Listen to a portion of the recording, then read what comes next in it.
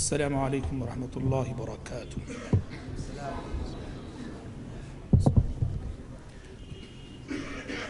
ان الحمد للہ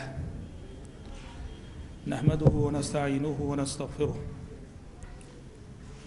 ونعوذ باللہ من شرور انفسنا ومن سیئات اعمالنا من يهده الله فلا مضل له ومن يضلل فلا هادي له واشهد ان لا اله الا الله وحده لا شريك له واشهد ان محمدا عبده ورسوله يا ايها الذين امنوا اتقوا الله حق تقاته ولا تموتن الا وانتم مسلمون يا ايها الناس اتقوا ربكم الذي خلقكم من نفس واحده وخلق منها زوجها وبث منهما رجالا كثيرا ونساء واتقوا الله الذي تساءلون به والأرحام إن الله كان عليكم رقيبا يا أيها الذين آمنوا اتقوا الله وقولوا قولا سديدا يصلح لكم أعمالكم ويغفر لكم ذنوبكم ومن يطع الله ورسوله فقد فاز فوزا عظيما أما بعد فإن خير الحديث كتاب الله وخير الهدي هدي محمد صلى الله عليه وسلم وشر الأمور محدثاتها وكل محدثة بدعة وكل بدعة ضلالة وكل ضلالة في النار أعوذ بالله السميع العليم من الشيطان الرجيم من همزه ونفخه ونفسه وما خلقت الجن والإنس إلا ليعبدون۔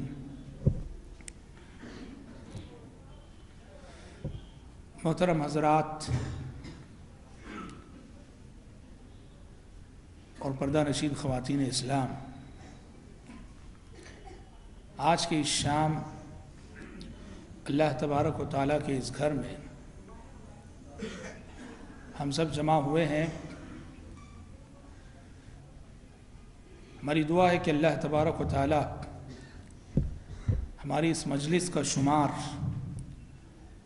ان خوش نصیب مجلسوں میں فرمائے جن کے سلسلے میں نبی کریم صلی اللہ علیہ وسلم نے احادیث میں بات ارشاد فرمائی ہے کہ وَمَا اجْتَمَعَ قَوْمٌ فِي بَيْتٍ مِّن بُيُوتِ اللَّهِ يَتْلُونَ كِتَابَ اللَّهِ وَيَتَدَارَسُونَهُ بَيْنَهُمْ إِلَّا نَزَلَتْ عَلَيْهِمُ السَّكِينَةُ وَحَفَّتْهُمُ الْمَلَائِكَةُ وَذَكَرَهُمُ اللَّهُ فِي مَنْ عِنْدَهُ، کہ جب کبھی اللہ کے بندے کسی مسجد میں جمع ہو کر اکٹھا ہو کر قرآن مجید پڑھتے پڑھاتے ہیں، قرآن مجید کے پیغام، قرآن مجید کے میسیج کو سنتے سناتے ہیں، تو ایسی مجلس پر آسمان سے سکینت نازل ہوتی ہے، اللہ کے فرشتے ایسی مجلس کو گھیر لیتے ہیں اور ایسی مجلس کا تذکرہ اللہ تبارک و تعالیٰ اپنے پاس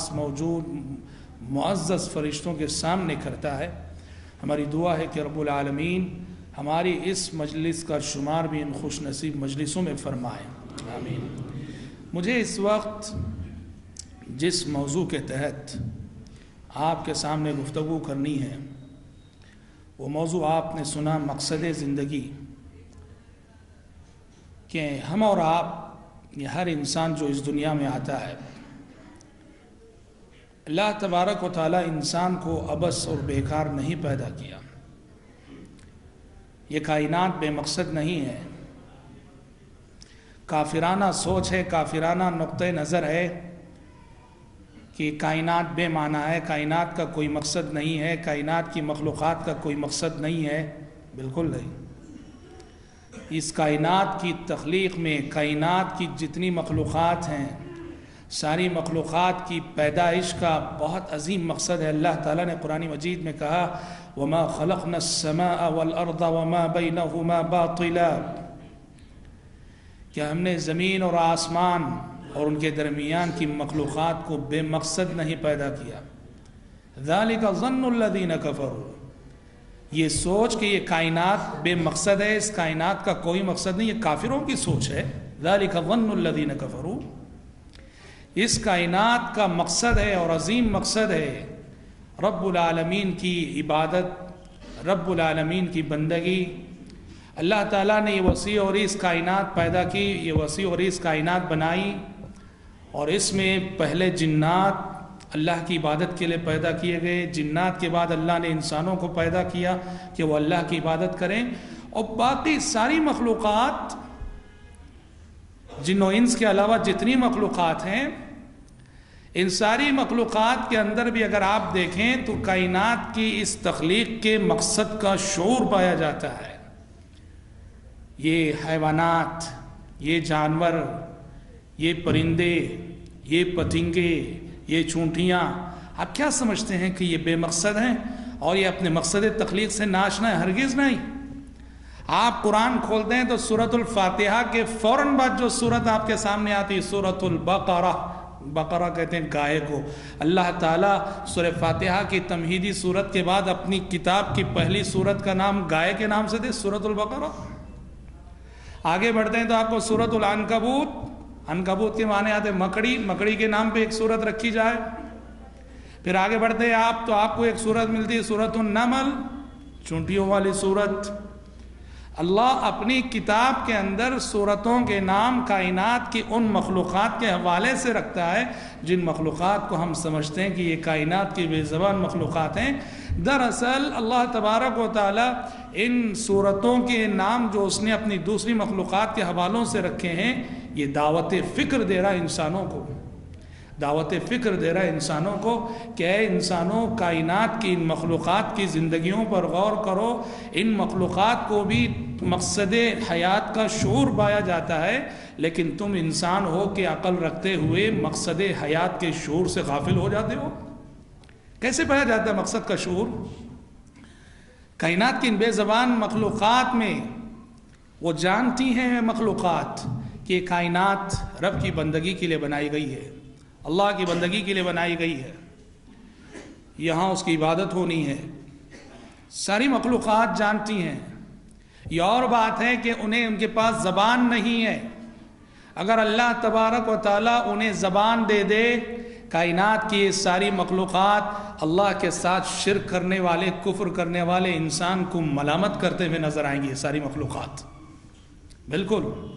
تبھی تو قرآن نے کہا وَإِن مِّن شَيْءٍ إِلَّا يُسَبِّحُ بِحَمْدِهِ وَلَكِن لَّا تَفْقَهُونَ تَسْبِيحَهُمْ، اس کائنات کا ذرہ ذرہ اللہ کی تسبیح بیان کر رہا ہے، سبحان اللہ کہہ رہا ہے، وَلَكِن لَّا تَفْقَهُونَ تَسْبِيحَهُمْ۔ اے انسانوں، یہ اور بات ہے کہ تم ان کی تسبیح کو سمجھ نہیں سکتے۔ یہ درخت اللہ کی تسبیح بیان کر رہے ہیں، یہ پتھر اللہ کی تسبیح بیان کر رہے ہیں، یہ پہاڑ اللہ کی تسبیح بیان کر رہے ہیں، یہ پرندے اللہ کی تسبیح بیان کر رہے ہیں۔ سورہ نور میں اللہ تعالیٰ نے کہا أَلَمْ تَرَ أَنَّ اللَّهَ يُسَبِّحُ لَهُ مَنْ فِي السَّمَاوَاتِ وَالْأَرْضِ وَالطَّيْرُ صَافَّاتٍ كُلٌّ قَدْ عَلِمَ صَلَاتَهُ وَتَسْبِيحَهُ، کیا تم نے نہیں دیکھا کہ اللہ تعالیٰ کی پاکی بیان کر رہی ہیں وہ سب مخلوقات جو آسمانوں میں اور جو زمین میں ہیں، اور پرندے بھی اللہ کی تسبیح بیان کر رہے ہیں پر پھیلائے ہوئے، اور ہر مخلوق کو اپنی اپنی نماز معلوم ہے۔ پتہ چلا ان مخلوقات کی بھی، ان مخلوقات کی عبادت ہے، ان کی نماز ہے، ان کی تسبیح ہے، ان کی حمد و ثنا ہے۔ یہ اور بات ہے کہ ہم ان کی تسبیح اور ان کی عبادت کو سمجھ نہیں سکتے ہیں۔ ہاں، اللہ تعالیٰ کبھی کبھی ان مخلوقات کی تسبیح اور بندگی کو اس انداز میں دکھا دیتا ہے کہ ہم اور آپ بھی سمجھ سکیں۔ تبھی تو آپ دیکھتے ہیں آسٹریلیا کا شہر ہے سڈنی، سڈنی کے جنگلات میں ایک درخت ہے، جو درخت اس حالت میں ہے، ایسے اگا ہے کہ جیسے انسان رکوع کر رہا ہو۔ آپ رکوع میں جائیں گے، دو گھٹنے ہیں، دو ہاتھ ہیں گھٹنوں پر، اور پیٹھ جھکی ہوئی ہے، اور سب سے زیادہ حیرت کی بات یہ ہے کہ اس کا رخ کعبۃ اللہ کی طرف ہے۔ یہ سب سے بڑی بات ہے۔ کائنات کی ان مخلوقات کی بندگی کو رب العالمین چاہے تو اس انداز میں دکھا سکتا ہے کہ ہم بھی سمجھ سکیں۔ اور آپ نے وہ اس پتھر کی تصویر جا بجا دیکھی ہے جو بہتی دریا کے درمیان ہے، اور ایسے جیسے کہ انسان سجدہ کر رہا ہو۔ اللہ چاہے تو ان مخلوقات کی بندگی اور عبادت کو اس انداز میں دکھا سکتا ہے کہ ہم بھی سمجھ سکیں۔ تبھی تو ابن مسعود رضی اللہ عنہ کہتے ہیں، بخاری شریف کی روایت ہے، ایک مرتبہ ہم اللہ کے نبی صلی اللہ علیہ وسلم کے ساتھ کھانا کھا رہے تھے کہ اچانک کھانے کے دوران ہم نے کھانے کے دانوں کی تسبیح کی آواز ہمیں سنائی دی۔ اللہ نے معجزانہ طور پر وہ آواز سنائی۔ واللہ کہتا ہوں یہ کائنات کی بے زبان مخلوقات اگر ہم ان کی زبانیں سمجھنے لگیں تو وہ ہر مخلوق اس کائنات کے مقصد وجود کی شہادت دیتی نظر آئے گی۔ سلیمان علیہ السلام جن کو اللہ تبارک و تعالی نے جہاں بہت ساری نعمتیں عطا کی تھیں، اس میں سے ایک نعمت یہ تھی کہ وہ کائنات کی بے زبان مخلوقات کی زبان سمجھتے تھے۔ چونٹیاں ان سے مخاطب ہوتی تھیں، پرندے ان سے مخاطب ہوتے تھے اور سب کی بولیاں سمجھ لیتے تھے۔ قرآن مجید کہتا ہے کہ جب ایک مرتبہ حضرت سلیمان علیہ السلام کہیں سفر پہ جا رہے تھے، قافلے میں جنات بھی تھے، قافلے میں پرندے بھی تھے۔ راستے میں ایک جگہ حضرت سلیمان علیہ السلام نے اپنے قافلے کو روکا، جائزہ لیا کہ سارے جنات موجود ہیں کہ نہیں، سارے پرندے موجود ہیں کہ نہیں۔ تو اچانک کیا دیکھا کہ جائزے میں حاضری میں ہدہد کو غائب پایا کہ ہدہد غائب ہے۔ حضرت سلیمان علیہ السلام کو غصہ آ گیا۔ انہوں نے کہا کیا مجال اس ہدہد کی کہ میرے انتظام و انصرام کے ماتحت رہتے ہوئے پرمیشن کے بغیر اجازت کے کیسے غائب ہوا؟ کہا وَتَفَقَّدَ الطَّيْرَ فَقَالَ مَا لِيَ لَا أَرَى الْهُدْهُدْ أَمْ كَانَ مِنَ الْغَائِبِينَ۔ پرندوں کا جائزہ لیا اور کہا کیا بات ہے، ہدہد نظر نہیں آ رہا ہے، کہاں چلا گیا؟ کہا لَوْعَذِّبَنَّهُ عَذَابًا شَدِيدًا، کہا کہ آنے دو اس ہدہد کو، سخت سزا دوں گا کہ پرمیشن کے بغیر کیسے گیا۔ او لأذبحنہ، یا اس کو پکڑ کے ذبح کر ڈالوں گا میں، او لیأتینی بسلطان مبین، میری سزا سے بچنا ہے اس ہدہد کو تو ایک ہی شکل ہے کہ کوئی معقول عذر پیش کرے کہ کیوں اور کہاں چلا گیا تھا وہ۔ قرآن کہتا ہے کہ ابھی سلیمان علیہ السلام کا غصہ ٹھنڈا نہ ہوا تھا کہ یہ ہدہد بڑی شان و شوق اور تم تراق کے ساتھ پہنچا اور سلیمان علیہ السلام سے مخاطب ہو کے کہنے لگا فَمَكَثَ غَيْرَ بَعِيدٍ فَقَالَ أَحَطْتُ بِمَا لَمْ تُحِطْ بِهِ وَجِئْتُكَ مِنْ سَبَإٍ بِنَبَإٍ يَقِينٍ، کہا کہ اے سلیمان اس وقت میرے پاس ایک ایسی خبر ہے جس کی خبر آپ کو نہیں ہے۔ أَحَطْتُ بِمَا لَمْ تُحِطْ بِهِ، ایک ایسی بات میں جان کے آیا ہوں جو آج تک آپ کے علم میں نہیں تھی اے سلیمان، آپ بھی نہیں جانتے، وہ بات میں اپنے علم میں اس وقت رکھتا ہوں۔ کہاں ہیں وہ لوگ جو کہتے ہیں کہ انبیاء غیب جانتے ہیں؟ پرندہ کہہ رہا ہے، پرندہ کہہ رہا ہے اس وقت میرے پاس ایک ایسی خبر ہے اے سلیمان علیہ السلام جو آپ کو بھی نہیں ہے۔ کہا کیا خبر؟ وَجِئْتُكَ مِنْ سَبَإٍ بِنَبَإٍ يَقِينٍ، ابھی میں سبا سے ہو کے آ رہا ہوں، یمن کا شہر سبا ہے، سبا سے ہو کے آ رہا ہوں، سبا کی ایک یقینی خبر میں لے کے آیا ہوں۔ سلیمان علیہ السلام نے کیا ہے؟ کہا کیا ہے؟ کہا انی وجدت امرأة تملکهم وأوتیت من کل شیء ولها عرش عظیم۔ کہا کہ سبا سے ہو کے گزرا اور سبا میں جو آبادی ہے ان حالات کا جائزہ لیا تو میرے لیے بہت ہی تعجب کی بات نظر آئی کہ سبا والوں نے ایک عورت کو بادشاہ بنا رکھا، عورت کی حکومت چل رہی ہے وہاں۔ عورت کی حکومت پرندے کو بھی تسلیم نہیں ہے، ہاں، عورت کی حکومت پرندے کو بھی تسلیم نہیں ہے۔ اللہ تعالیٰ نے عورت اور مرد دونوں کی ذمہ داریاں الگ الگ رکھی ہیں۔ عورت وہ گھر کی ملکہ ہے، گھر کی رانی ہے، وہ گھر پہ رہے تو بہت اچھی لگتی ہے، نئی نسلوں کی تربیت ہوتی ہے، اور گھر کے اندر رہ کر ایک عورت وہ کردار ادا کرتی ہے جو کردار کے ایک مرد زندگی کے بہت سارے اسٹیجوں پر اپنا کردار ادا کر کے بھی ویسا مؤثر کردار ادا نہیں کر سکتا جو عورت کو مقام شریعت نے دیا۔ عورت کا دائرہ کار گھر ہے، عورت آئے پارلیمنٹ میں حکومت کرے، اسمبلی میں حکومت کرے۔ عورت کی حکومت پرندے کے نزدیک بھی ناقابل تسلیم ہے۔ پرندے نے کہا انی وجدت امرأة تملکہم، میں نے دیکھا کہ ایک عورت ان کی سب کچھ بنی ہوئی ہے، ولا عرش عظیم، اور کہا کہ اس کا تخت بڑا شاندار ہے۔ اور دوسری بات جو ہدہد نے کہی، کہا وجدتها وقومها يسجدون للشمس من دون اللہ، کہا کہ اے اللہ کے پیغمبر سلیمان، میں نے دوسری بات سبا والوں کو دیکھی کہ یہ قوم مشرک قوم ہے، اللہ کو چھوڑ کر سورج کی پرستش کر رہی ہے قوم، اللہ کو چھوڑ کر سورج کے لیے سجدے کر رہی ہے قوم۔ دیکھو سلیمان علیہ السلام پرندوں کی بولیاں سمجھتے تھے تو پرندے کا شعور، پرندے کے خیالات، پرندے کے عقیدے کا اظہار ہوا۔ تو اس لیے میں کہہ رہا ہوں کہ واللہ اگر کائنات کی ان بے زبان مخلوقات کو سمجھنے کی طاقت ہمیں مل جائے تو آج انسان جو قدم قدم پہ شرک کر کے اللہ سے بغاوت کر رہا ہے، کائنات کی یہ ساری مخلوقات انسان کی ملامت کرتی ہوئی نظر آئیں گی۔ تو حضرات، انسان کی تخلیق کا مقصد ہے اللہ کی بندگی، رب کی بندگی، اللہ تبارک و تعالیٰ کی عبادت۔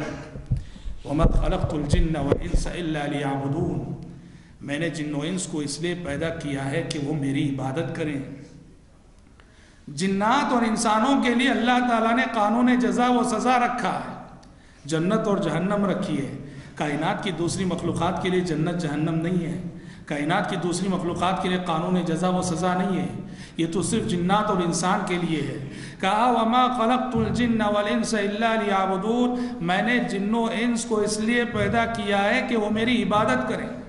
تو حضرات یاد رہے، ہم اور آپ اس دنیا میں اس لیے آئے ہیں اللہ کی بندگی کریں، رب کی بندگی کریں، رب کے بتائے ہوئے طریقے پر چلے، اللہ کی آسمان سے نازل شدہ تعلیمات کو اپنائیں، پیغمبروں کے ذریعے سے جو شریعت ہم تک آئی اس شریعت کو فالو کریں۔ اللہ کی کتاب قرآن مجید ہے، نبی کریم صلی اللہ علیہ وسلم کا اسوہ جو سیرت کی شکل میں، حدیثوں کی شکل میں، سنتوں کی شکل میں ہمارے سامنے موجود ہے، اس کو فالو کریں۔ یہ ہماری زندگی کا سب سے اہم ترین مقصد ہے۔ زندگی میں صبح و شام سوتے جاگتے اٹھتے بیٹھتے ہمارے تصور میں یہی مقصد ہونا چاہیے کہ ہمیں پیدا کیا گیا ہے ایک مقصد کے لیے، وہ ہے رب کی بندگی۔ ہماری زندگی کے اوقات اس کے لیے گزرنے چاہیے۔ دوسری چیزوں میں کمی ہو جائے، کوتاہی ہو جائے، غفلت ہو جائے، کوئی بات نہیں، مگر یہ جو مقصد حیات ہے، مقصد زندگی ہے اللہ کی بندگی، اس میں کسی قسم کی غفلت، کوتاہی، کمی ہرگز ہرگز نہیں ہونی چاہیے۔ اور یہاں میں ایک غلط فہمی کا ازالہ بھی کر دینا چاہتا ہوں کہ جب ہم کو اللہ نے اس دنیا میں بھیجا ہے اور عبادت یہ ہماری زندگی کا مقصد ہے، تو سوال پیدا ہوتا ہے کہ اگر ہم دن رات کے 24 گھنٹوں کا جائزہ لیں تو ہم دیکھتے ہیں کہ دن رات کے 24 گھنٹوں میں ہمارے اکثر اوقات دنیا کے پیچھے گزرتے ہیں۔ سونے میں کتنے 6 سے 7 گھنٹے سوتے ہیں جی، بزنس میں صبح سے شام تک کا وقت بزنس اور کاروبار میں گزرتا ہے، نماز میں 5 ٹائم جو حاضری ہم دے دیں، اگر کتنا وقت لگے گا؟ 15 منٹ، آدھا گھنٹہ بھی رکھ لو نا ایک نماز کے لیے، 2.5 گھنٹہ نماز کے لیے نکالتے ہیں ہم۔ باقی جو اوقات ہیں ہمارے وہ بزنس کے پیچھے، کاروبار کے پیچھے، بیوی بچوں کے ساتھ، اقارب و رشتہ دار کے ساتھ، دوست و احباب کے ساتھ۔ تو کیا اس کا مطلب یہ ہے کہ ہماری زندگی یہ غلط رخ پہ جا رہی ہے؟ میں یہاں اصل میں ایک نقطے کی وضاحت کرنا چاہتا ہوں۔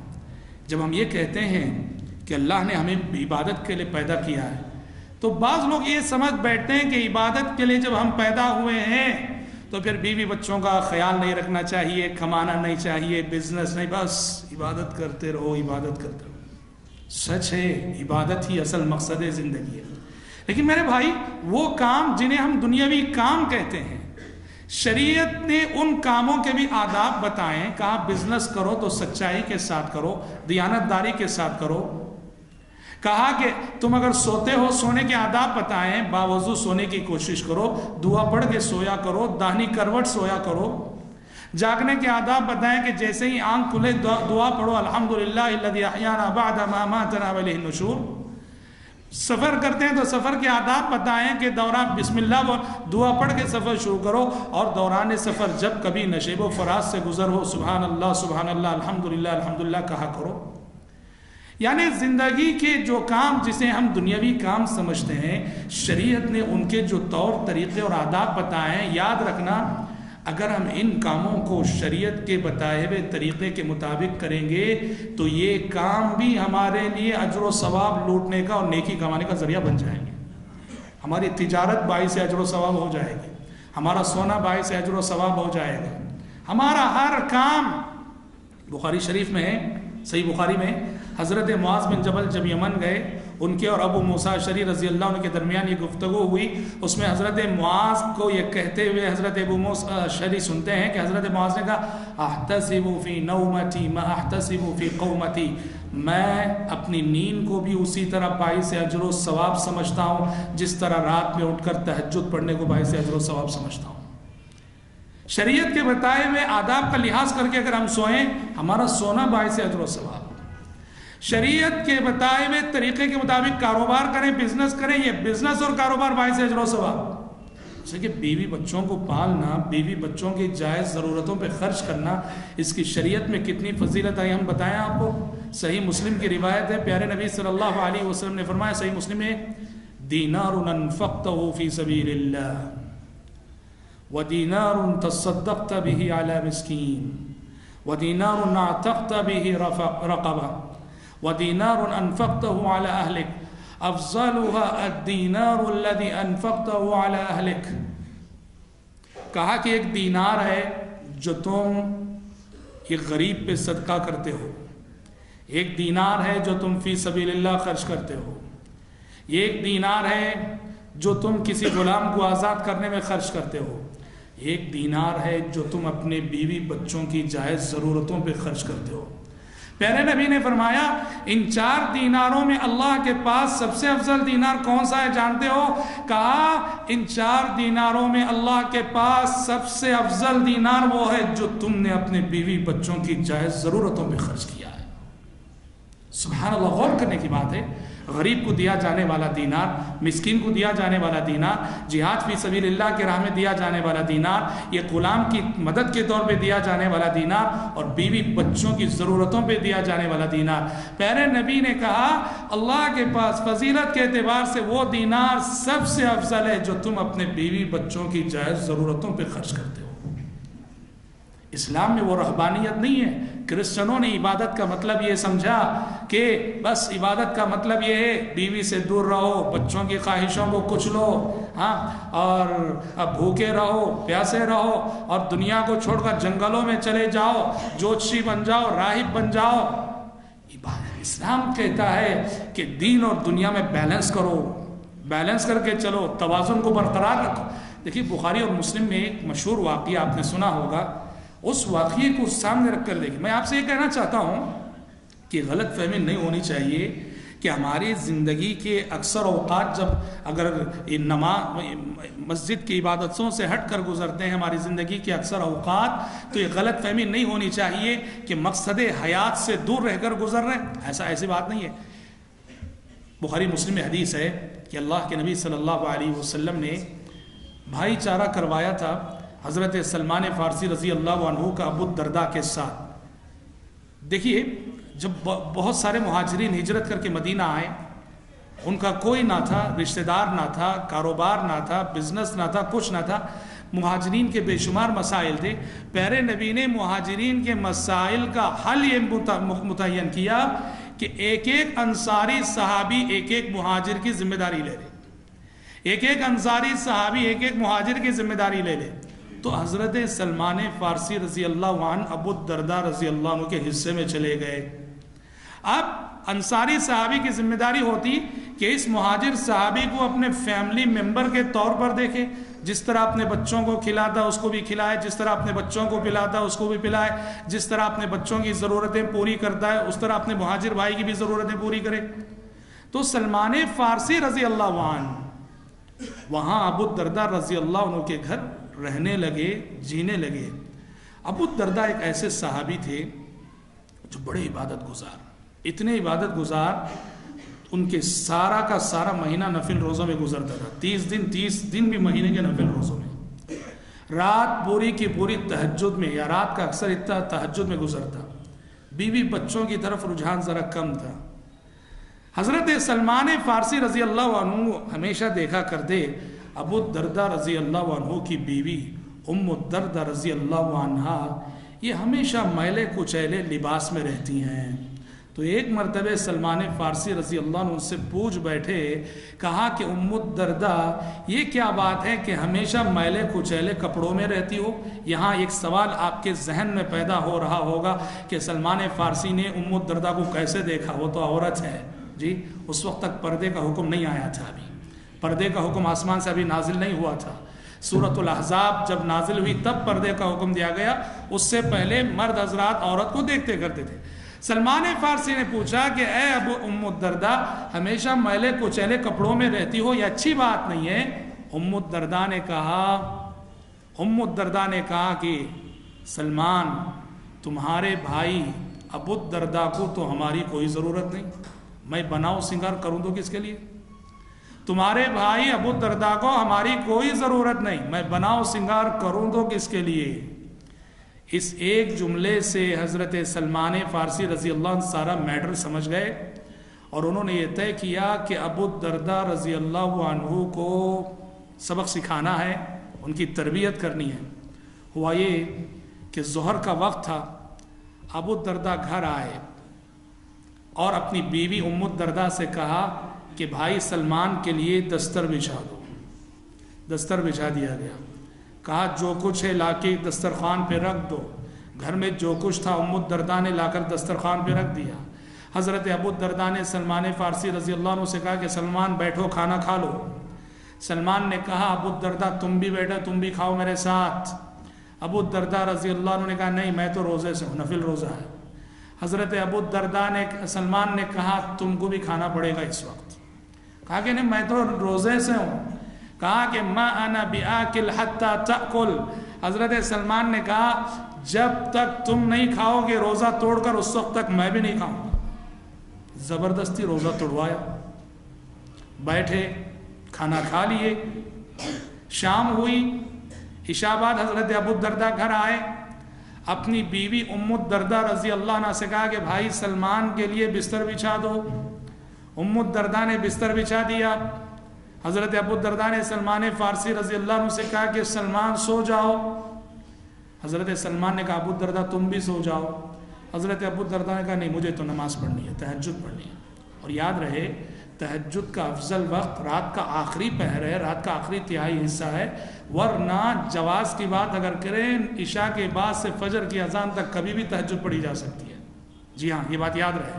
ہاں اکثر پیارے نبی نے رات کے آخری پہر پڑھی۔ تو ابو الدرداء نے کہا مجھے سونا نہیں ہے، مجھے تہجد پڑھنی ہے۔ حضرت سلمان نے کہا کہ جب تک تم نہیں سو گے تب تک میں بھی نہیں سوؤں گا، جب تک تم نہیں سو گے تب تک میں بھی نہیں سوؤں گا۔ زبردستی سلایا، سو گئے، سلمان بھی سو گئے، ابو الدرداء بھی سو گئے رضی اللہ عنہ۔ تھوڑی دیر بعد ابو الدرداء رضی اللہ عنہ یہ سمجھ کر کہ اب تو سلمان سو گئے، اٹھے کہ نماز پڑھتے ہیں۔ جیسے ہی اٹھے، نہیں کم مت کرو، آواز کم مت کرو، بالکل، جیسے ہی اٹھے حضرت ابو الدرداء رضی اللہ عنہ، سلمان فارسی بھی حقیقت میں جاگ رہے تھے، جیسے اٹھے یہ بھی اٹھے اور زبردستی سلا، کہا کہ سو جاؤ بھی، سو گئے۔ جب 2/3 رات گزر گئی، رات کا 1/3 حصہ باقی تھا، تو حضرت سلمان اٹھے، ابو الدرداء رضی اللہ عنہ کو جگایا، کہا کہ ابو الدرداء اٹھو اب ہم دونوں مل کے تہجد پڑھتے ہیں۔ وضو کیا، دونوں نے تہجد پڑھی۔ تہجد پڑھنے کے بعد حضرت سلمان فارسی رضی اللہ عنہ حضرت ابو الدرداء کو نصیحت کرنے لگے، کہا کہ ابو الدرداء تمہارا شوق عبادت، تمہارا ذوق عبادت اپنی جگہ بجا ہے، لیکن یاد رکھو کہ ان لجسدک علیک حقا ولزوجک علیک حقا ولعینک علیک حقا فاعط کل ذی حق حقا۔ کہا کہ ابو الدرداء تمہاری بیوی کا بھی تم پر حق بنتا ہے، بیوی کا حق بھی ادا کرو، تمہارے جسم کا بھی تم پر حق بنتا ہے، کھایا کرو، تمہاری آنکھوں کا بھی تم پر حق بنتا ہے، سویا کرو۔ یہ نصیحت کی۔ حضرت ابو الدرداء جو ایک کل سے پریشان تھے کہ کل زبردستی روزہ توڑوایا، رات زبردستی سلائے، اس طرح فجر کی نماز میں اللہ کے نبی کے پاس گئے اور کل سے جو کچھ ہوا سب کچھ ذکر کیا کہ اللہ کے نبی دیکھیے کل تو سلمان نے زبردستی میرا روزہ توڑوایا، رات زبردستی مجھے پکڑ کے سلائے، اور اب صبح یہ نصیحت کرتے ہیں۔ تو پیارے نبی نے وہ باتیں سن کے کہا کہ صدق سلمان، کہا کہ فارس سے آئے ہوئے سلمان نے بالکل سچی نصیحت کی ہے۔ تو حضرات دینداری، عبادت اور بندگی یہ ہمارا مقصد حیات ہے، مقصد وجود ہے. لیکن عبادت کا مطلب یہ نہیں کہ ہم بیوی بچوں پہ ظلم کریں، کمائیں نہیں، کاروبار نہ کریں. تو یہ نہیں، شریعت کہتی ہے دین اور دنیا دونوں کو ساتھ لے کر چلو. تبھی تو پیارے نبی نے کہا کہ اگر کوئی شخص محبت سے ایک لقمہ بھی اپنی بیوی کے منہ میں رکھتا ہے تو اللہ کے پاس اجر و ثواب پائے گا. بلکہ اسلام نے اجر و ثواب کا اور نیکی کمانے کا اتنا تصور پیش کیا ہے کہ ایک مسلمان اگر قضائے حاجت بھی کرتا ہے، ضرورت کے لیے جاتا ہے، استنجا کرتا ہے تو 5 ثواب کما کے لوٹتا ہے. سبحان اللہ. کیسے 5 ثواب؟ آداب ہیں. پہلے بایاں پیر اندر رکھنا ہے، اندر پیر رکھتے ہوئے دعا پڑھنا ہے. بائیں ہاتھ سے استنجا کرنا ہے. باہر نکلتے ہوئے سیدھا پیر باہر رکھنا ہے، پھر دعا پڑھ کر نکلنا ہے. اس اعتبار سے دیکھو، ایک مسلمان قضائے حاجت بھی کرتا ہے، استنجا کے لیے بھی جاتا ہے تو 5 اجر و ثواب لے کے لوٹتا ہے. اس حیثیت سے اگر آپ دیکھیں نا تو ہماری پوری زندگی، ہمارے شب و روز، ہمارے لیل و نہار، ہمارا کھانا پینا، ہمارا سونا جاگنا، ہمارا اٹھنا بیٹھنا، ہمارا سفر کرنا، ہمارا گفتگو کرنا، یہ سارے کے سارے کام دین کا حصہ بن جاتے ہیں، دین کا حصہ بن جاتے ہیں. اور جب اللہ یہ کہتا ہے وَمَا خَلَقْتُ الْجِنَّ وَالْإِنسَ إِلَّا لِيَعْبُدُونَ، میں نے جن و انس کو اس لیے پیدا کیا ہے کہ وہ میری عبادت کریں، یہاں عبادت کے تصور میں یہ ساری چیزیں جو ہے آ جاتی ہیں. یہ پہلی بات.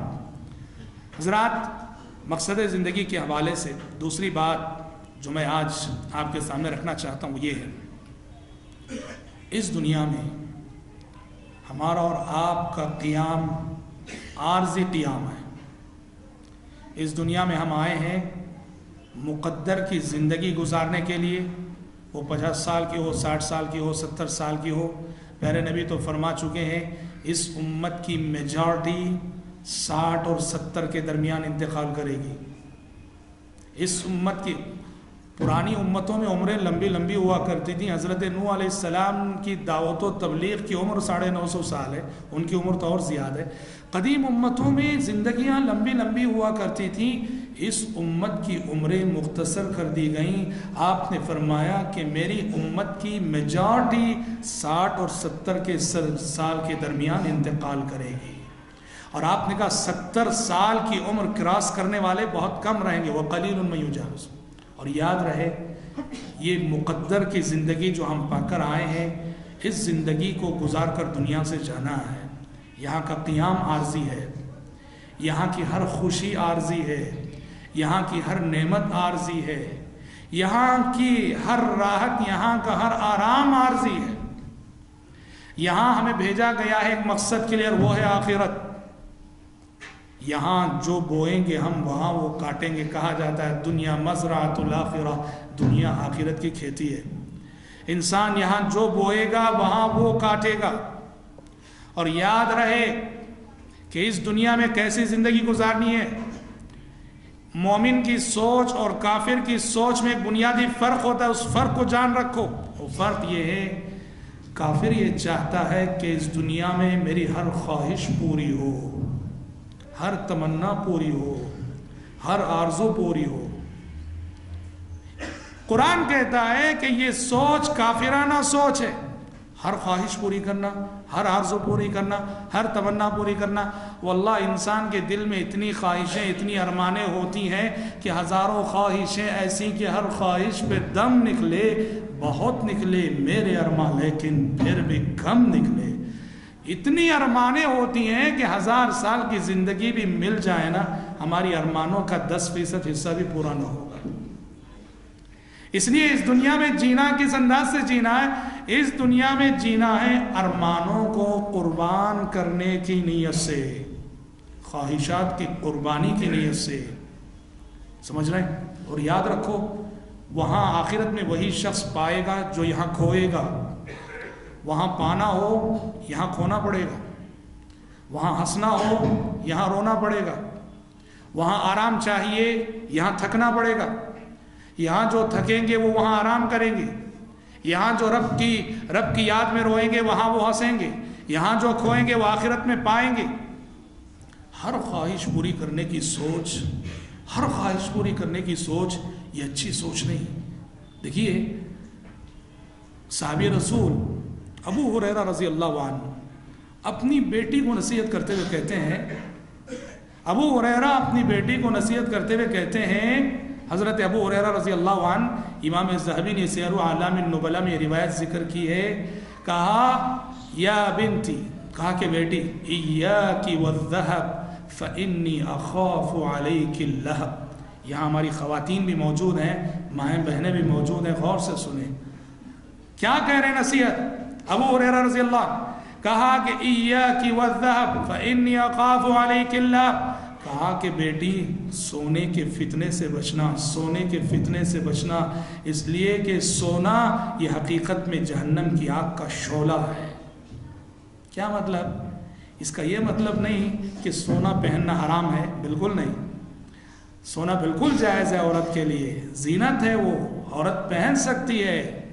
حضرت ابو ہریرہ رضی اللہ عنہ آخرت کے نقطہ نظر سے سوچ رہے ہیں، یہ سونا کبھی کبھی عورت کے لیے اس حیثیت سے فتنہ بن جاتا ہے کہ عورت سونا جمع کرنے کی اتنی ہوس اس کے اندر آ جاتی ہے کہ خوب سونا جمع کر لیتی ہے اور سالانہ زکوٰۃ نہیں نکالتی۔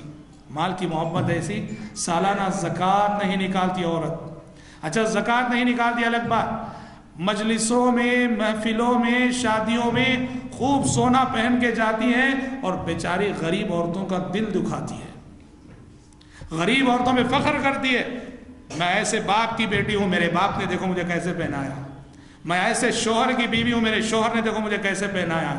بیچاری غریب عورتوں کے دل دکھاتی ہے، اس سونے کے بل پہ غریب عورتوں پہ فخر کرتی ہے۔ تو حضرت ابو ہریرہ نے کہا بیٹی ہو سکو تو یہ سونا ہی مت پہنو، اللہ کا کہیں تم جو اس سونے کے فطرے میں مبتلا ہو کر جہنم کی آگ میں نہ چلے جاؤ۔ ہاں معاملے کو آخروی نقطہ نظر سے دیکھنا، دنیا میں خواہشات کو قربان کرنا ہے۔ مومن اس دنیا سے اس حال میں جاتا ہے، یاد رکھنا، مومن اس دنیا سے اس حال میں جاتا ہے کہ اس کی بہت ساری ارمانیں ادھوری رہتی ہیں، اس کی بہت ساری خواہشات ادھوری رہتی ہیں۔ مومن کی ارمانیں، مومن کی خواہشات وہ جنت میں پوری ہوں گی، جنت میں پوری ہونے والی ہیں۔ سورہ احقاف کی ایک آیت ہے، عبد الرحمن ابن عوف رضی اللہ عنہ بڑے مالدار صحابی تھے، عبد الرحمن ابن عوف رضی اللہ عنہ۔ ایک مرتبہ عبد الرحمن ابن عوف رضی اللہ عنہ کھانے کے لیے بیٹھے ہوئے تھے، دسترخوان پہ ان کی اہلیہ نے گھر میں جو کچھ تھا وہ نعمتیں لا کر رکھ دیں، اور ایک سے ایک نعمتیں دسترخوان پہ رکھی ہوئی تھیں کہ اچانک عبد الرحمن ابن عوف رضی اللہ عنہ رونے لگے اور دسترخوان کو چھوڑ کر اڑ گئے۔ بیوی کو بڑا تعجب ہوا، حیرت ہوئی بیوی کو۔ بیوی نے پوچھا کیا ہوا، ماجرا کیا ہے، کیوں رو رہے ہیں آپ، اور کیوں آپ نے جو ہے دسترخوان پہ جو رکھی ہوئی کوئی چیز کھائی نہیں آپ؟ حضرت عبد الرحمن ابن عوف رضی اللہ عنہ نے کہا کہ مجھے سورہ احقاف کی ایک آیت یاد آ گئی، سورہ احقاف کی ایک آیت یاد آ گئی، اور اس آیت کے یاد آنے کے بعد ایک لقمہ بھی حلق سے اتارنا میرے بس میں نہ رہا۔ کہا کیا آیت؟ کہا کہ کل قیامت کے روز کافروں کو جب جہنم کے پاس لے جایا جائے گا، جہنم کے سامنے کافروں کو کھڑا کیا جائے گا اور سارے کافروں سے کہا جائے گا وَيَوْمَ يُعْرَضُ الَّذِينَ كَفَرُوا عَلَى النَّارِ أَذْهَبْتُمْ طَيِّبَاتِكُمْ فِي حَيَاتِكُمُ الدُّنْيَا وَاسْتَمْتَعْتُمْ بِهَا۔ جس دن کافروں کو جہنم کے سامنے کھڑا کیا جائے گا اور ان سے کہا جائے گا اے کافروں، تم نے دنیا میں اپنی ساری لذتیں پوری کر لی، تم نے دنیا میں اپنے سارے ارمان پورے کر لیے، تم نے دنیا میں اپنی ساری خواہشات پوری کر لی، فَالْيَوْمَ تُجْزَوْنَ عَذَابَ الْهُونِ، آج ہمارے پاس تمہارے لیے سوائے عذاب کے کچھ نہیں ہے۔ دنیا میں ارمانوں کو قربان کیے ہوتے، خواہشات کو قربان کیے ہوتے، یہاں تم نعمتیں پاتے، پر تم نے اپنی ساری لذتیں، سارے مزے دنیا میں پورے کر لیے، ہمارے پاس تمہارے لیے کچھ نہیں ہے۔ حضرت عبد الرحمن ابن عوف کہتے ہیں مجھے یہ آیت یاد آ گئی تو یہ لذیذ بھرے کھانے جو رکھے تھے اس وقت میرے لیے ناممکن ہو گیا کہ میں نے حلق کے نیچے کیسے اتارا۔ دیکھیے کہنا یہ ہے میرے بھائی کہ اس دنیا میں جینے کا انداز یہ ہے، دنیا کے عاشق نہ بنو، دنیا کو برتو ضرور، دنیا کو استعمال کرو ضرور، دنیا کے عاشق نہ بنو، دنیا کی محبت کو اپنے دل میں جگہ نہ دو، اس لیے کہ زندگی کا یہ سفر کب ختم ہو جائے کوئی خبر نہیں۔ پیارے نبی نے فرمایا، ایک حدیث مسلم شریف کی روایت ہے، آپ نے فرمایا ما منکم من احد الا وسیکلمہ ربہ لیس بینہ وبینہ ترجمان۔ کہا کہ لوگوں یاد رکھو، حشر کا وہ دن آنے والا ہے جس دن تمہیں اپنے رب کے سامنے کھڑا ہونا پڑے گا، اور تم میں سے ہر شخص سے اللہ تبارک و تعالیٰ ڈائریکٹ بات کرے گا، کوئی درمیان میں ترجمان نہ ہوگا بندے اور رب کے درمیان، کوئی درمیان میں ٹرانسلیٹر نہ ہوگا بندے اور رب کے درمیان، ہر بندے سے اللہ ڈائریکٹ بات کرے گا، اور اللہ پوچھے گا بندے بتا کیا لایا ہے۔ پیارے نبی فرماتے ہیں فَيَنْظُرُ أَيْمَنَ مِنْ، بندہ دائیں دیکھے گا، فَلَا يَنْظُرُ إِلَّا مَا قَدَّمْ، سوائے اس کے اعمال کے اسے کچھ نظر نہیں آئے گا، وَيَنْظُرُ أَيْسَرَ مِنْ، اپنے بائیں دیکھے گا بندہ، سوائے اپنے عمل کے اسے کچھ نظر نہیں آئے گا، اور اپنے آگے دیکھے گا، اسے سوائے اپنے عمل کے کچھ نظر نہیں آئے گا۔ آپ نے فرمایا اتقوا النار ولو بشق تمرہ، لوگوں اس آنے والے حشر کی عدالت میں کامیاب ہونا ہو اور آنے والی قیامت کے اس دن بچنا ہو تو صدقہ کرو، اور صدقہ کر کے نارے جہنم سے بچ جاؤ، اور یاد رکھو کہ ایک کھجور کا صدقہ بھی تمہیں جہنم کی آگ سے بچا سکتا ہے، ایک کھجور کا صدقہ۔ اور یاد رکھو نیکی کبھی حقیر نہیں ہوا کرتی، نیکی کبھی حقیر نہیں ہوا کرتی، ایک کھجور کا صدقہ بھی نارے جہنم سے آپ کو اور ہمیں بچا سکتا ہے، اس لیے کبھی کسی نیکی کو حقیر نہیں سمجھنا۔ واللہ مسلم کی ایک حدیث ہے، اللہ اکبر، ماں عائشہ صدیقہ رضی اللہ عنہ فرماتی ہیں کہ ایک مرتبہ میرے پاس ایک غریب عورت آئی، اس کی 2 بیٹیاں تھیں، 2 بچیاں، دونوں بچیوں کو 2 ہاتھ میں لیے ہوئے آئی۔ حضرت عائشہ کہتی ہیں آ کے مجھ سے مانگنے لگی کہ بھوکی ہوں، کچھ ہے تو کھلاؤ۔ مائی عائشہ صدیقہ رضی اللہ عنہ کہتی میں نے گھر میں تلاش کیا، کچھ نہیں ملا، اور بڑی مشکل سے 3 کھجوریں گھر میں ملیں۔ دیکھو یہ کاشانہ نبوت ہے، یہ اس نبی کے گھرانے کی حالت ہے جس نبی سے کہا جاتا تھا کہ اے پیغمبر آپ چاہیں تو احد پہاڑ کو سونے کا بنا دیں ہم کے لیے، اور اس نبی کے گھر کی یہ حالت ہے کہ تلاش بسیار کے باوجود 3 کھجوریں ملتی ہیں۔ سب عائشہ صدیقہ رضی اللہ عنہ کہتی ہیں 3 کھجوریں ملی، میں نے اس عورت کو دے دی 3 ہی کھجوریں۔ اس عورت نے 2 کھجوریں اپنی 2 بچیوں کو دے دی، اور 1 کھجور اپنے لیے رکھ لیا۔ دونوں بچیاں اپنے اپنے حصے کی کھجور کھانے لگی، اور ماں نے اپنے حصے کی کھجور جب اپنے منہ میں رکھی، دونوں بچیوں نے کہا کہ ماں وہ کھجور بھی ہمیں دے دیجیے۔ ماں ہوتی ہے، ظاہر بات ہے، جیسے بچیوں نے کہا کہ ماں وہ کھجور بھی ہمیں دے دیجیے، اس ماں نے وہ کھجور جو اس کا لقمہ بن چکی تھی منہ سے نکالا، اس کے 2 ٹکڑے کیے، ایک ٹکڑا اس بچی کو، دوسرا ٹکڑا اس بچی کو، اور خود بھوکی رہ گئی۔ ماں عائشہ صدیقہ رضی اللہ عنہ غربت کے اس عالم کو دیکھ کر بہت متاثر ہوئی، کس طرح یہ بیچاری ماں اپنی بچیوں کو کھلا کر خود بھوکی رہ گئی۔ پیارے نبی صلی اللہ علیہ وسلم آئے تو حضرت عائشہ نے سارا ماجرا ذکر کیا، کہا کہ اللہ کے نبی دیکھیے اس طرح ایک غریب عورت آئی، 2 بچیاں تھیں، 3 کھجوریں میں نے اس کو دی، 2 کھجوریں اس نے اپنی بچیوں کو دے دی، اور جب اپنے حصے کی کھجور کھانے لگی تو بچیوں نے وہ کھجور مانگ لی، اور وہ منہ میں ڈال چکی تھی، منہ سے نکال کے اس نے اس کھجور کے 2 حصے کیے اور دونوں اپنی بچیوں کو دے دی۔ پیارے نبی نے کیا کہا جانتے ہیں؟ پیارے نبی نے کہا عائشہ جانتی ہو اس ایک کھجور نے اس ماں کو نارے جہنم سے آزاد کر دیا، اس ایک کھجور نے اس ماں کو نارے جہنم سے آزاد کر دیا۔ اللہ اکبر۔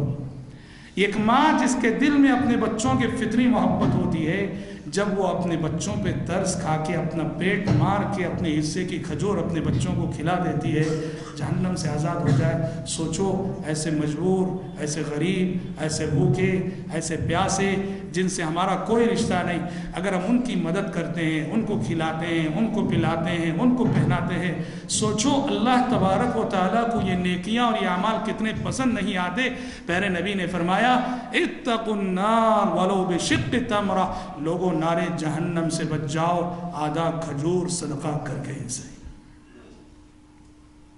حضرات، مقصد زندگی میں بات چل رہی ہے۔ اس زندگی میں سب سے پہلی کوشش ہمیں اور آپ کو یہ کرنی ہے کہ ہم خود نیک بنیں اور اپنے بیوی بچوں کو نیک بنائیں، اور ہماری فیملی نیک ہو، ہماری فیملی دیندار ہو۔ سب سے پہلی کوشش، یا ایھا الذین آمنوا قوا انفسکم واہلیکم نارا وقودھا الناس والحجارہ، اے ایمان والو بچاؤ اپنے آپ کو اور اپنے گھر والوں کو اس آگ سے جس آگ کا ایندھن لوگ اور پتھر ہوں گے۔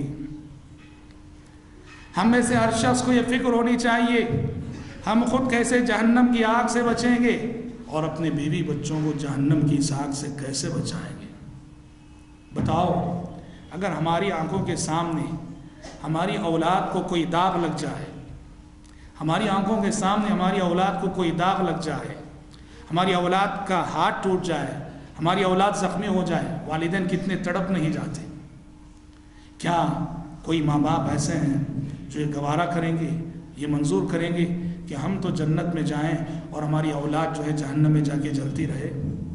ہرگز نہیں۔ اسے میرے بھائیوں، خود نیک بنو اور اپنے گھر کے ماحول کو دینی ماحول بنانے کی کوشش کرو۔ قرآن مجید اہل ایمان کی دعا نقل کرتا ہے کہ اہل ایمان ہمیشہ اللہ سے دعا کرتے ہیں، ربنا هب لنا من ازواجنا وذریاتنا قرۃ اعین واجعلنا للمتقین اماما۔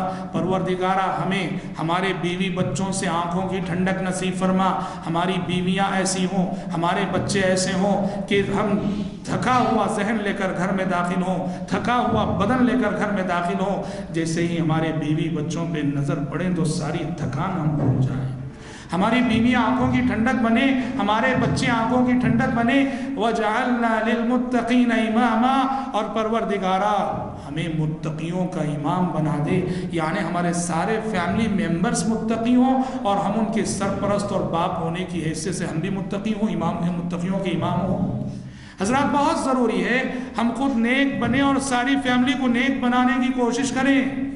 اور ہم آپ کو بتا دیں، اللہ تبارک و تعالی مومن فیملی کو یہ بشارت سناتا ہے، مومن فیملی کو اللہ تبارک و تعالی یہ بشارت سناتا ہے، اے میرے بندو، تمہاری یہ خواہش ہے، تمہاری یہ تمنا ہے، اور ہر ماں باپ کی تمنا ہوگی کہ ہم بھی جنتی ہوں، ہمارے بچے، ہماری بیویاں، ہمارے والدین سب جنتی ہوں۔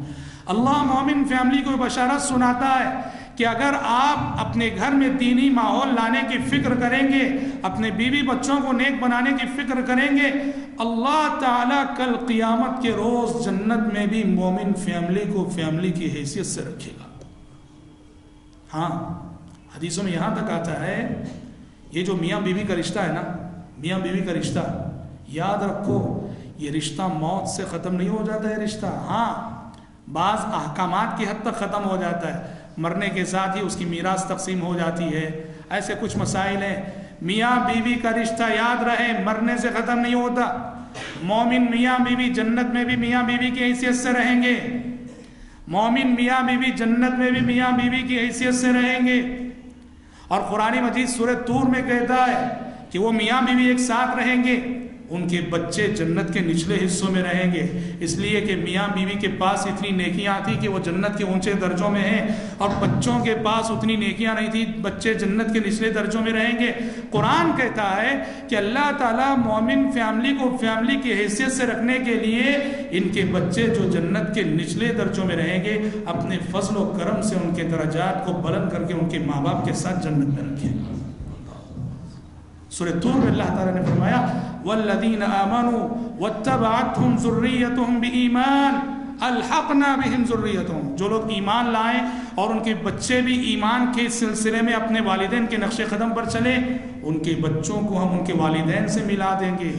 اس آیت کی تفسیر پڑھی ابن کثیر وغیرہ میں سب، قرآن مجید کی اس آیت سے اہل علم نے استدلال کیا ہے جنت میں مومن فیملی کی حیثیت سے رہے گی، والدین اپنے بچوں کے ساتھ سبحان اللہ خوش و خرم رہیں گے، شاد رہیں گے، آباد رہیں گے۔ اسے میرے بھائی سب سے پہلے اپنی فیملی کو نیک بنانے کی کوشش کرو۔ دوسری بات، اس دنیا میں جیتے ہوئے یاد رکھنا، اس دنیا میں جیتے ہوئے انبیاء کا مشن ہے دعوت و تبلیغ، انبیاء و رسول علیہم السلام کا مشن ہے دعوت و تبلیغ۔ دعوت و تبلیغ کے میدان میں جتنا رول آپ ادا کر سکتے ہیں اتنا رول ادا کیجیے۔ ہاں یہ سچ ہے، ایک عالم جتنا کام کر سکتا ہے، ایک علم والا جتنا کام کر سکتا ہے اتنا آپ نہیں کر سکیں گے، لیکن اتنی بات ہے کہ دعوت و تبلیغ کے میدان میں آپ اپنے پیسے کے ذریعے، اپنی محنت کے ذریعے، اپنے وقت کے ذریعے آپ جو رول ادا کر سکتے ہیں، جو کردار ادا کر سکتے ہیں۔ دعوت و تبلیغ انبیاء اور رسول علیہ السلام کا مشن ہے۔ خود نیک بننے کے بعد، اپنی فیملی کو نیک بنانے کے بعد کوشش کرو کہ اس دنیا میں آپ کے ذریعے سے کوئی بگڑا ہوا انسان ہدایت پا جائے، کوئی گمراہ انسان ہدایت پا جائے۔ کوشش کرو کہ آپ کے ذریعے سے کوئی ہندو مسلمان ہو جائے، کوشش کرو کہ آپ کے ذریعے سے کوئی کرسچن مسلمان ہو جائے، کوشش کرو کہ آپ کے ذریعے سے قبر پرستی کے فتنے میں مبتلا ہمارا کوئی بھائی توحید پہ آ جائے، کوشش کرو کہ آپ کے ذریعے سے بدعات میں مبتلا ہمارا کوئی بھائی سنت پہ آ جائے۔ کیوں؟ لَأَن يَهْدِيَ اللَّهُ بِكَ رَجُلًا وَاحِدًا خَيْرٌ لَكَ مِنْ حُمُرِ النَّعَمِ۔ اللہ کا قانون ہے۔ حضرت علی رضی اللہ عنہ کو پیارے نبی نے جہاد کے لیے بھیجا، اور جہاد کے لیے بھیجتے ہوئے کیا نصیحت فرمائی جانتے ہیں؟ کہا علی جہاد کے لیے جا رہے ہو، جہاد سے پہلے انہیں اسلام کی دعوت دینا، اور کہا اے علی یاد رکھو لَأَن يَهْدِيَ اللَّهُ بِكَ رَجُلًا وَاحِدًا خَيْرٌ لَكَ مِنْ حُمُرِ النَّعَمِ۔ اللہ کی قسم تمہارے ذریعے سے اللہ ایک شخص کو بھی ہدایت دے دینا، ایک شخص بھی ہدایت پا جائے، تمہارے لیے کئی سرخ اونٹوں سے بات بہتر ہے۔ دیکھو ہندوستان میں ہم لوگ غیر مسلمین کے درمیان رہتے ہیں۔ ہمارے استاد ہم سے کہتے تھے کہ وہ جب عرب میں پڑھتے تھے مدینہ منورہ میں، تو ان کے عرب دوست و احباب ان سے کہتے تھے کہ تم ہندوستانی بڑے خوش نصیب ہو ہم عربوں کے مقابلے میں۔ بولے وہ کیسے؟ تم سرزمین حرمین میں ہو، تم عرب لوگ مکہ مدینہ کی سعادت، سرزمین حرمین کی سعادت، اور ہم صنم قدے میں رہتے ہیں، بت پرستی کے گڑھ میں رہتے ہیں، کفار کے درمیان رہتے ہیں، اور تم کہہ رہو کہ ہم خوش نصیب ہیں ہم ہندوستانی۔ کہا کہ سچ ہے، حرمین کے اعتبار سے دیکھو تو ہم خوش نصیب ہیں، مگر تم اس حیثیت سے خوش نصیب ہو کہ تم غیر مسلم میجارٹی کے درمیان تم رہتے ہو، نان مسلم میجارٹی کے درمیان تم رہتے ہو، تمہاری ذرا سی کوشش سے بھی ہندو مسلمان ہو سکتے ہیں۔ قدم قدم پہ تمہیں دعوت و تبلیغ کرنے کے لیے، جنت پانے کے لیے افراد موجود ہیں، تمہارے ذریعے سے ایک غیر مسلم بھی مسلمان ہو جائے، آخرت میں تمہارا بیڑا پار ہے۔ اس حیثیت سے تم خوش نصیب ہو۔ سوچنے کا انداز سوچ دیکھیے۔ واللہ یاد رکھیے ہندوستان کی سرزمین اتنی زرخیز ہے۔ اب دیکھو ہندوؤں میں یہ شعور بیداری آ رہی ہے، گھر واپسی کے نام پہ وہ داعی اور مبلغ بننا چاہ رہے ہیں۔ ہاں یاد رہے میرے بھائی، اسلام یہ داعیانہ مذہب ہے۔ ہر مسلمان کو داعی ہونا چاہیے، ہر مسلمان کو مبلغ ہونا چاہیے۔ ہاں اپنی اپنی بساط کے مطابق، اپنی اپنی استطاعت کے مطابق آپ، ہو سکتا ہے کہ ڈائریکٹ غیر مسلم سے بات کرنے کی طاقت آپ کے اندر نہ ہو، مگر آپ اتنا تو کر سکتے ہیں کہ یہ قرآن مجید جو انگلش میں ٹرانسلیٹڈ ہے، ہندی میں ٹرانسلیٹڈ ہے، لے جا کے گفٹ تو دے سکتے ہو کہ وہ پڑھو۔ واللہ کہتا ہوں یہ قرآن ایسی حیرت انگیز کتاب ہے، اس کی ایک ایک آیت زندگیوں میں انقلاب برپا کر دیتی ہے۔ مدراس میں ایک فلم ایکٹر ہے جن کی زندگی تمل فلموں میں گزری، مسلمان ہوئے وہ، جی ہاں، تو تمل بولتے تھے۔ میں نے ان سے گفتگو کی، میں نے کہا کیوں مسلمان ہو، کیسے مسلمان ہوئے؟ درمیان میں ترجمان تھا کیونکہ میں تمل نہیں سمجھتا اور اردو نہیں سمجھتا۔ وہ کہنے لگے کہ میں اس لیے مسلمان ہوا کہ آپ کے ساتھی ہمارے طلبہ ہیں جو دعوت و تبلیغ کا کام کرتے ہیں، وہ لوگ میرے پاس آئے، وہ لمبی چوڑی گفتگو کرتے، لمبی چوڑی تقریر کرتے، ان کی گفتگو کا کوئی اثر میرے دل پہ نہیں ہوتا تھا، لیکن گفتگو کے درمیان وہ جب قرآن مجید پڑھا کرتے عربی زبان میں، حالانکہ مجھے نہیں معلوم کہ اس کا ترجمہ کیا ہے، ٹرانسلیشن کیا ہے، لیکن جب وہ آیتیں سنتا تھا تو مجھے خود نہیں معلوم بے ساختہ میری آنکھوں سے آنسو بہہ پڑتے تھے۔ میرے دل نے کہا کہ یہ قرآن اگر ایسی کتاب ہے کہ سمجھے بغیر مجھے یہ رلا رہی ہے تو سمجھ جاؤں تو کیا ہوگا۔ میں نے کہا اس کلام کے سچے ہونے کی دلیل یہی ہے کہ کہ یہ لمبی چوڑی تقریریں کر رہے ہیں، ان کی تقریر کا کوئی اثر میرے دل پہ نہیں ہو رہا، اور جب یہ قرآن پڑھتے ہیں تو میرا دل غیر معمولی طور پہ متاثر ہو رہا ہے۔ میں یہ کہہ رہا ہوں، آپ ہو سکتا ہے ڈائریکٹ نان مسلم سے بات نہ کر سکیں، آپ قرآن تو گفٹ کر سکتے ہیں، یا آپ یہ تو کر سکتے ہیں کہ آپ اپنے کسی غیر مسلم دوست کو لا کر کسی دائی سے ملا دیجیے۔ جی ہاں، آپ کے پاس شیخ صاحب موجود ہیں، ابو زید صاحب ماشاءاللہ اہل علم موجود ہیں، ان کے سامنے لا کے بٹھا دیجیے۔ آپ وہ مسلمان ہو، ایک شخص بھی اگر آپ کے ذریعے سے ہدایت پا گیا، اللہ اکبر، قیامت تک کے لیے صدقہ جاریہ۔ وہ زندگی بھر جتنا عمل کرے گا اس کے اجر و ثواب میں برابر آپ بھی شریک ہیں، پھر اس کے بچے جو کریں گے ان کے اجر و ثواب میں برابر آپ شریک ہیں۔ کیونکہ قانون کیا ہے؟ قانون یہ ہے، نیکی ہو کہ برائی، نیکی ہو کہ برائی، جو فاؤنڈر ہوتا ہے نیکی اور برائی کا، اس کے لیے نیکیاں بھی اتنی ہی، گناہ بھی اتنا ہی۔ جیسے اللہ کے نبی صلی اللہ علیہ وسلم نے فرمایا، اس دنیا کا سب سے پہلا مرڈر کون سا ہے؟ اس دنیا میں سب سے پہلا مرڈر کس نے کیا؟ قابل نے کیا۔ قابل نے، آدم علیہ السلام کے بیٹے قابل نے اپنے بھائی حابل کا مرڈر کیا، ناحق قتل کیا۔ پیارے نبی نے کہا، چونکہ قابل نے دنیا کا سب سے پہلا قتل کیا، سب سے پہلا مرڈر کرنے والا ہے وہ، اب قیامت تک اس زمین پر جتنے ناحق قتل ہوں گے سب کے گناہ میں وہ بھی برابر کا شریک ہے۔ اس لیے کبھی کسی گناہ کے موجد مت بنو، کبھی کسی گناہ کی ایجاد کرنے والے مت بنو، ہاں نیکیوں کو جنم دینے والے بنو، یہ نیکیاں قیامت تک کے لیے صدقہ جاریہ بنے گی۔ تو حضرات، اپنی اصلاح، اپنے گھر والوں کی اصلاح کے ساتھ ساتھ دعوت و تبلیغ، جو کہ انبیاء اور رسول علیہم السلام کا مشن تھا، دعوت و تبلیغ کے میدان میں جتنا آپ رول ادا کر سکتے ہیں ادا کرنے کی کوشش کیجیے۔ آخری بات، اس دنیا میں بہت سارے فتنے ہیں۔ آپ چاہیں گے کہ میں نیک بنوں، آپ چاہیں گے کہ میں دیندار بنوں، آپ چاہیں گے کہ میں مقصد پر جیوں، مگر اس دنیا میں کچھ ایسی رکاوٹیں ہیں، کچھ ایسی چیزیں ہیں جو آپ کو مقصد سے ہٹا سکتی ہیں، جنہیں شریعت فتنوں کا نام دیتی ہے۔ شریعت نے جن کو فتنہ کہا، یہ کیا چیزیں فتنے؟ یہ وہ چیزیں ہیں جو انسان کو، مجھے اور آپ کو مقصد حیات اور مقصد زندگی سے ہٹا سکتی ہیں۔ اور اس میں سے کیا ہے؟ اس میں سے سب سے پہلی چیز ہے، یاد رکھو، عورت کے فتنے سے بچو، خصوصاً ہماری نوجوان نسل، ہمارا نیو جنریشن۔ اور عورت پہ جب ہم بولتے ہیں تو ہماری مائیں بہنیں یہ نہ سمجھیں کہ ان مولویوں کو ہمیشہ ہمارے خلاف کہنے کے سوا اور کچھ نہیں آتا، یہ نہ سمجھیں۔ واللہ ہم آپ کے سلسلے میں، آپ پر تو ہمیں فخر ہے، ہماری یہ مائیں، ہماری یہ بہنیں جو پردے کے ساتھ نکلتی ہیں اور اپنے گھر میں نمازوں کی پابند ہیں، اپنے بچوں کی تربیت کرتی ہیں، ان ماؤں بہنوں پر تو ہمیں فخر ہے۔ اور آپ تو عائشہ صدیقہ اور مریم اور آپ آسیہ رضی اللہ عنہن جمیعات، ان کے نقش قدم پر چلنے والی ہو۔ ہم جب عورت کے فتنے کی بات کرتے ہیں تو ہماری مراد وہ عورت ہے جو گھر کی چہار دیواری سے نکل کر گلیوں میں، سڑکوں میں، چوراہوں پہ، بس اسٹانڈوں میں اپنے جسم کی نمائش کرتی ہوئی پھرتی ہے، بے حیائی کا مظاہرہ کرتی ہے، بے پردگی کا مظاہرہ کرتی ہے۔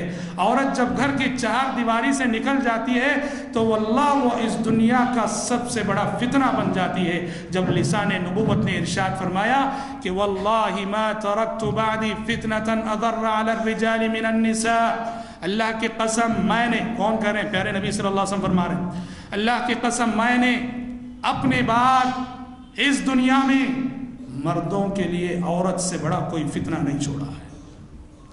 یہی عورت ہے جس کے فتنے میں مبتلا ہو کر ہمارے کئی نوجوان ایسے ہیں جنہوں نے اپنے اخلاق و کردار سے ہاتھ دھویا، جنہوں نے اپنی جوانیوں کو داغدار کیا، اور حد تو یہ ہے کہ بعض تو ایسے ہیں نعوذ باللہ ایمان اور عقیدے سے یہ ہاتھ دھو بیٹھے، نعوذ باللہ۔ عورت کے فتنے سے بچو۔ اور دوسری چیز ہے مال کا فتنہ، مال کا فتنہ۔ مال کماؤ، لیکن یاد رکھو کہ یہ مال بہت بڑا فتنہ ہے۔ ہم تو تقریر کے شروع ہی میں کہہ چکے، مال کمانے سے شریعت نہیں روکتی، اس کو تو بولتے کماؤ، وہ بھی باعث اجر و ثواب ہے۔ مال کماؤ ضرور، آپ مالدار بننا چاہتے ہو بنو ضرور، آپ اعلیٰ سے اعلیٰ کاروبار کرنا چاہتے ہو کرو ضرور، مگر مال کی اس محبت کو دل میں جگہ نہ دو۔ مال کماؤ اور اس مال کو سب سے پہلے آخرت کمانے کا ذریعہ بناؤ۔ مال کماؤ اور اس میں واجب ہونے والے غریب رشتہ داروں کے حقوق ادا کرو. یہ سب نہیں ہوگا تو یہ مال بہت بڑا فتنہ ہے. کتنا بڑا فتنہ اور کیسے فتنہ ہے دیکھیے. کہتے ہیں عہد خلافت راشدہ میں امیر المومنین عمر بن خطاب رضی اللہ عنہ کا زمانہ خلافت تھا. عمر بن خطاب رضی اللہ عنہ کے زمانہ خلافت میں مسلمان ملک پر ملک فتح کیے جا رہے تھے, شہر پر شہر فتح کیے جا رہے تھے. جی ہاں, ہوا یہ کہ ساری جگہ چاروں طرف سے فتوحات ہو رہی تھی اور خوب مال غنیمت مدینے کو آ رہا تھا. مدینے میں مال غنیمت کے ڈھیر جمع ہو رہے تھے. اب پورے مدینے میں خوشی کی لہر, سارے مدینے کے لوگ خوش ہیں. کیوں؟ ایک کافی مقدار میں مال آیا ہوا ہے, ابھی یہ مال بٹے گا, ابھی یہ مال ہم میں تقسیم ہوگا, سارا مدینہ خوش ہے. مگر خلیفہ وقت امیر المومنین عمر بن خطاب رضی اللہ تعالیٰ عنہ ہیں جو اس مال کو دیکھ کر رو رہے ہیں. لوگوں نے کہا کہ امیر المومنین خوشی کا موقع ہے, خوشی کا وقت ہے, اور اس وقت آپ رو رہے ہیں, اس وقت آپ کا رونا کیا معنی رکھتا ہے؟ عمر بن خطاب رضی اللہ عنہ نے کہا کہ لوگوں, جہاں تک میری نگاہیں دیکھ رہی ہیں وہاں تک تم نہیں دیکھ رہے. عمر بن خطاب رضی اللہ عنہ وہ انسان تھے کہ جن کی دور اندیشی کی شہادت آسمان سے آنے والی وحی نے دی کہ کئی مرتبہ ایسا ہوا کہ ان کا مشورہ ہوتا اور ان کے مشورے کی تصدیق میں آسمان سے وحی نازل ہو جاتی. عمر بن خطاب رضی اللہ عنہ نے کہا لوگوں تم اس لیے خوش ہو کہ ابھی یہ مال بٹے گا, ابھی یہ مال تقسیم ہوگا, خوش ہو جو یہ مال ملے گا, بٹے گا, تقسیم ہوگا. لیکن میں اس لیے رو رہا ہوں کہ جس قوم میں بھی, جس امت میں بھی یہ مال آتا ہے, یہ مال کبھی تنہا نہیں آتا, یہ مال اپنے ساتھ بڑی آزمائشوں کو لے کے آتا ہے. اس مال کے ساتھ نفرتیں ہوتی ہیں, اس مال کے ساتھ عداوتیں ہوتی ہیں, اس مال کے ساتھ حسد ہوتا ہے. واللہ یقین نہیں آتا تو دیکھو, غریب خاندان ہو, ایک غریب خاندان ہو, اس غریب خاندان میں اللہ تعالیٰ کسی کو مال دے دے, دولت دے دے, دیکھو کس طرح جب تک مال نہ تھا پورا خاندان کیسے الفت سے جی رہا تھا, محبت سے جی رہا تھا. جیسے ہی کسی کے پاس مال آ گیا اس خاندان میں نفرتیں کیسے پیدا ہوتی ہیں, حسد کیسے جنم لیتا. آپ دیکھ سکتے ہیں کیسے جنم لیتا ہے. یا تو ہوتا یہ ہے کہ یہ مالدار جو کل تک غریب تھا آج جیسے ہی امیر ہو گیا اپنے سارے رشتہ داروں کو کیئرلیس کر کے چھوڑتا ہے, حقارت کی نظروں سے دیکھنے لگتا ہے, اور اپنے رشتہ داروں کے لیے اپنے گھر کے دروازے بند کر دیتا ہے. ہاں, انہیں اپنی دعوت میں, اپنی دعوت ولیمہ میں نہیں بلاتا.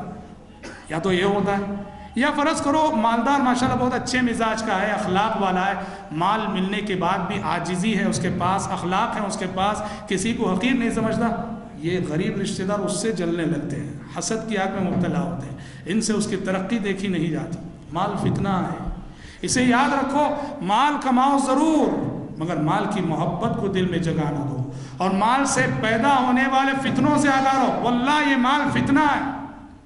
آپ دیکھتے ہیں بہت سارے گھروں اور بہت سارے خاندانوں کی داستان ہے, یہ کہانی ہے. یہ کیا ہوتا ہے, جب تک باپ زندہ رہا سارے بھائی الفت سے رہے, محبت سے رہے, چاہت سے رہے. جیسے ہی باپ کا انتقال ہوا, جیسے ہی باپ کی وفات ہوئی, باپ کا جو چھوڑا ہوا مال ہے جسے ترکہ کہتے ہیں, باپ کی میراث کو لے کر یہ بھائی بہن آپس میں ایسے لڑتے ہیں, جھگڑتے ہیں کہ کل تک باپ کے رہتے ہوئے الفت و محبت سے رہنے والا خاندان باپ کے دنیا سے جاتے ہی یہ بھائی بہن نفرتوں کی آگ میں جلنے لگتے ہیں. کوئی بھائی دوسرے بھائیوں کا حق مارتا ہے, یا سارے بھائی مل کر بہنوں کا حق مارتے ہیں. یہ محبت, یہ الفت جو کل تک تھی آج کہاں ختم ہو گئی اور کیوں ختم ہو گئی؟ مال کا فتنہ. اسی لیے نماز جنازہ میں کتنی عظیم دعا ہم پڑھتے ہیں. کیا پڑھتے ہیں ہم نماز جنازہ میں؟ ہاں, اللہم اغفر لحینا ومیتنا وشاہدنا وغائبنا وصغیرنا وکبیرنا وذکرنا وانثانا اللہم من احییتہ منا فاحیہ علی الاسلام ومن توفیتہ منا فتوفہ علی الایمان اللہم لا تحرمنا اجرہ ولا تفتننا بعد. یہ آخری جملے پہ غور کرو. ہم نماز میں دعا کر رہے ہیں کہ پروردگارہ یہ جو میت ہے, اے اللہ اس کے دنیا سے جانے کے بعد ہمیں فتنے میں نہ ڈال. یہ دعا اولاد کے لیے بڑی اہمیت رکھتی ہے. اللہ یہ ہمارا باپ, ہمارا سرپرست جو آج دنیا سے چلا گیا, اس کے جانے کے بعد ہمیں فتنے میں نہ ڈال۔ کیا مطلب؟ جیسے ہمارے باپ کے رہتے ہوئے ہم الفت و محبت سے تھے، اے اللہ اس الفت و محبت کو ہمارے باپ کے بعد بھی قائم رکھ۔ ایسا نہ ہو ہمارا باپ دنیا سے چلا گیا اور جانے کے ساتھ ہی ہم بھائی جدا ہو گئے، ہم بہنیں جدا ہو گئے، ہم رشتہ دار ٹوٹ گئے پھوٹ گئے، ایسا نہ ہو۔ تو لہٰذا حضرات، مقصد زندگی کے راستے میں رکاوٹ بننے والی چیز ایک عورت کا فتنہ ہے اور ایک مال کا فتنہ ہے، بہت سارے فتنے ہیں۔ اور یاد رہے کہ آخرت کی کامیابی اور مقصد پر جمنے کے لیے اللہ سے دعا کرنا اور اللہ سے مدد مانگنا مت بھولو۔ اللہ سے دعا کرو، اللہ سے مدد مانگو کہ پروردگارہ ہمیں ہمیشہ مقصد حیات پہ ثابت رکھ، دین پر استقامت نصیب کر، آخرت کی کامیابی نصیب کر، دنیا کے چھوٹے بڑے فتنوں سے بچاؤ۔ یاد رکھو کہ زندگی کی مشکلات اور زندگی کی الجھنوں کا مقابلہ کرنے کے لیے رب سے مانگو، رب سے دعائیں کرو اور دعاؤں کا سہارا لینا مت بھولو۔ میں اپنی گفتگو کو اسی پر ختم کرتا ہوں اور اللہ تبارک و تعالیٰ سے دعا کرتا ہوں کہ رب العالمین کہنے والے کو، سننے والوں کو کہنے اور سننے سے زیادہ عمل کرنے کی توفیق عطا فرمائے۔ رب العالمین ہمیں اس دنیا میں ایسی کچھ نیکیاں اور ایسے کچھ اعمال کرنے کی توفیق عطا فرمائے جو ہمارے لیے آخرت میں آخرت کا ذخیرہ بنے، صدقہ جاریہ بنے۔ آمین۔ اللہ تعالیٰ ہم سب کے آپ سب کے مل بیٹھنے کو قبول فرمائے۔ آمین۔ وآخر دعوانا ان الحمد للہ رب العالمین۔